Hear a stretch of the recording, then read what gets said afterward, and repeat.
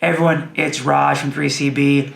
Lakers big Anthony Davis, who has had an incredible start to the season under the Lakers' new coaching staff, aggravated his foot versus the Detroit Pistons and then missed the following game versus the Memphis Grizzlies. And on the injury report, it said that he's been dealing with plantar fasciitis, something he's been dealing with since the tail end of last season into the Olympics and now this season. So first things first, what is plantar fasciitis? Well, plantar fasciitis refers to the plantar fascia, which is a tissue, this is the foot, which sits on the bottom of the foot that extends from the heel and fans out to your toes. The plantar fascia is loaded during any standing movement.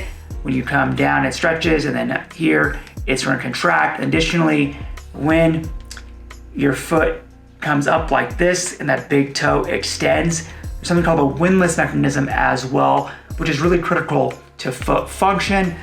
Therefore, the plantar fascia is pretty much loaded during all athletic activities, which is why it can be quite bothersome for athletes. Additionally, there's also the possibility of a bone spur, which happens when there's constant pulling of a tissue on a bone, and that leads to a bone growth, the adaptation to that pulling, which can then cause additional pain. Something that AD said about how he aggravated the plantar fasciitis versus the Pistons leads me to believe he may have a bone spur. He said that he landed just right on a certain spot, which can then irritate the bone spur. That doesn't mean he 100% has it, but I've heard that before when it comes to individuals who are dealing with a bone spur on the bottom of their foot.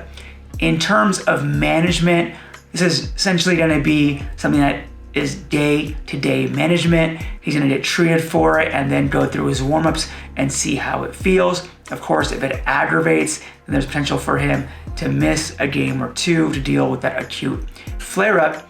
In the long term, it's something that he's going to need more time to fix the root cause of. He didn't have that time over the summer, obviously, with the Olympics. So next summer could be the possibility to really address it.